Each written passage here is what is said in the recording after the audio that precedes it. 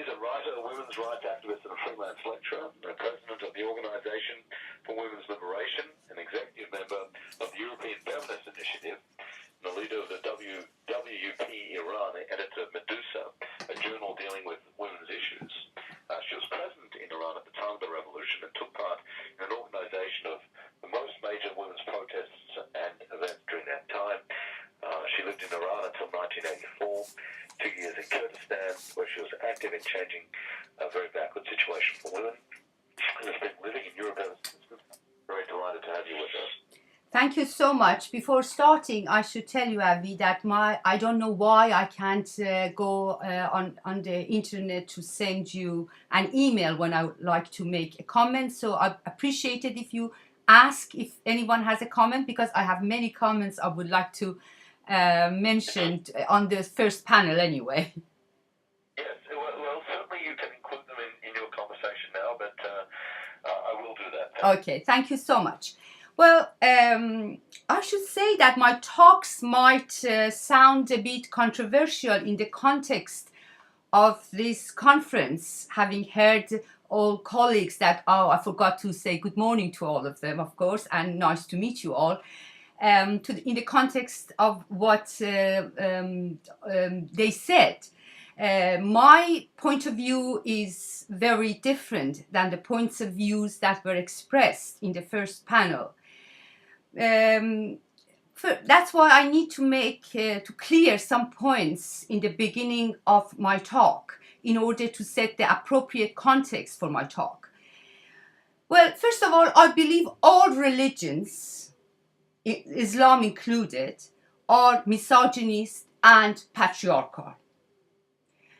And second, I do not identify a country or a society by the religion of maybe majority of the people who live there. So I do not say Muslim countries or Muslim societies, because by doing so, you're actually clipping that on them as though it's something that can never be changed, as an identity that I do not think it has that place. It should be used.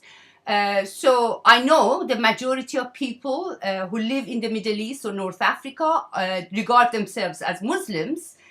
There are other religions as well, and there are atheists like me. But I don't call them Muslim countries.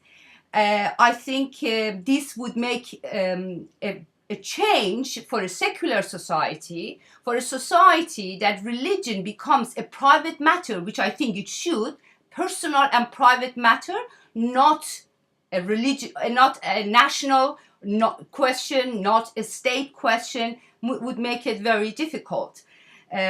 So just to make this point brief, I think religion should be a private and individual matter of citizens and inhabitants of a society, and it should not in any way interfere with legislation or with the state and running of a country.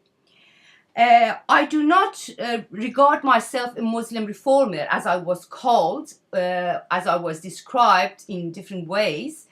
I was born and raised in Iran, in a family. My mother was a Muslim, a religious one as well. My father was an atheist, and I chose to be an atheist, and I am an atheist.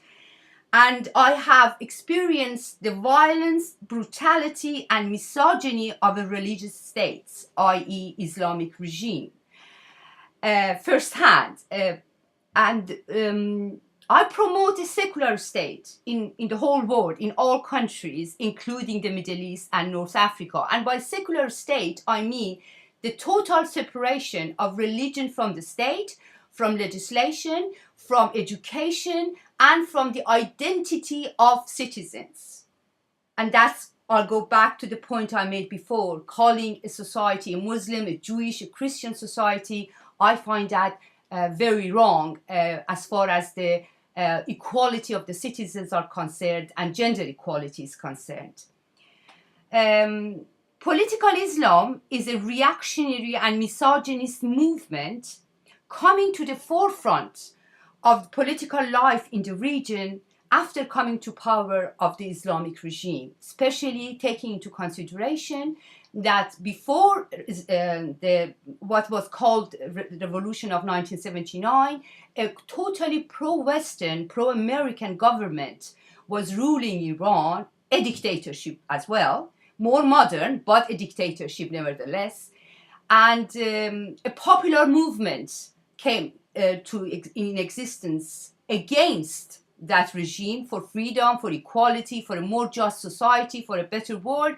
And to my opinion, that was not an Islamic revolution. It was a revolution that people wanted to change, just like what you see now in Egypt and the whole region. But with many different plans, I'm not going to get into that because I don't have the time. The Islamists actually hijacked the leadership and came to power, and that revolution, in fact, failed.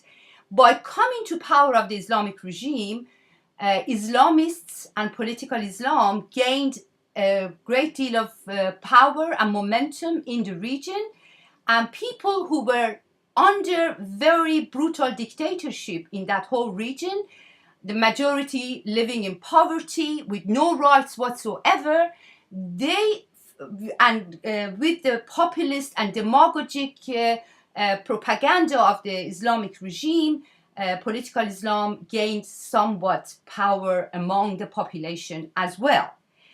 And especially Middle East is a very volatile region, and with the Palestinian question and the war between Palestinians and Israel, this question has always played a very important role in what happens politically in that region, and it's a very heated question, a very heartfelt question for many people living in that region.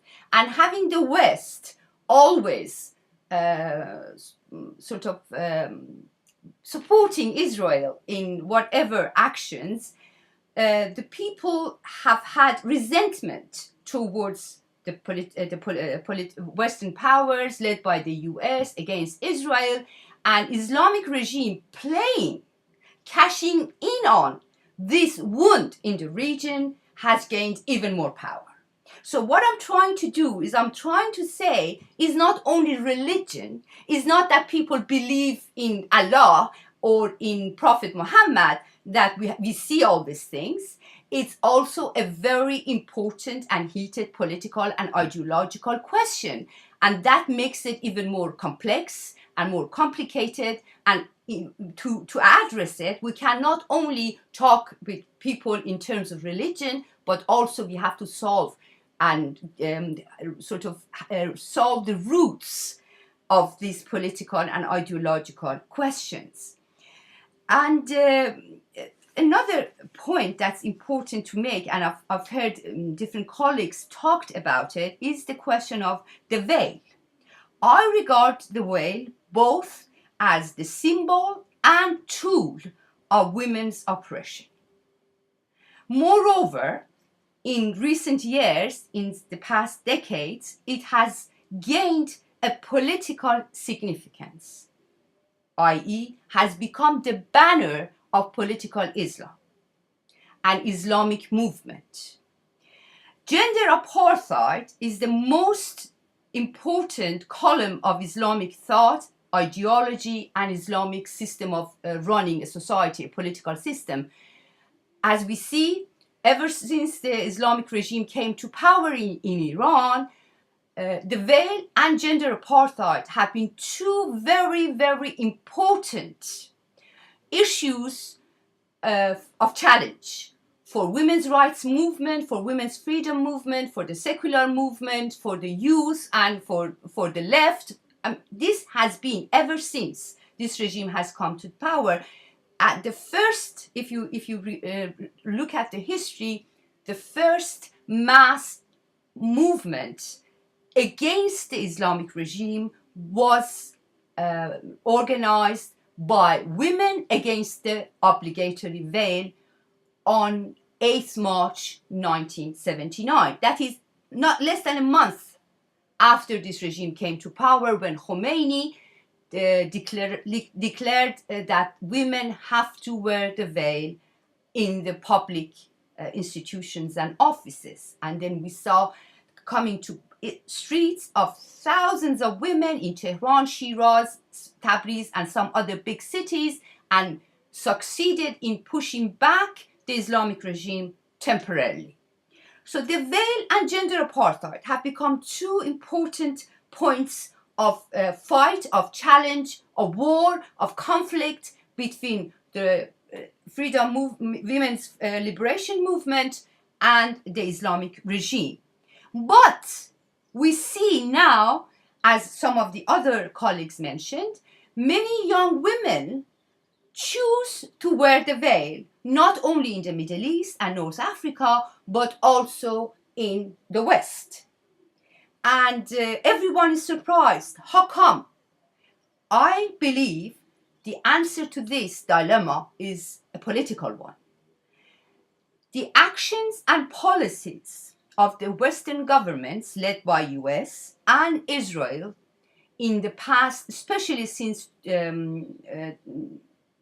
September 11th, have angered the people in that region, have made them furious, and they have taken step against these movements, namely the military attack in Iraq, the military attack in Lebanon by Israel, and lastly, the attack on Gaza I think it was the New Year last year, the Christmas time.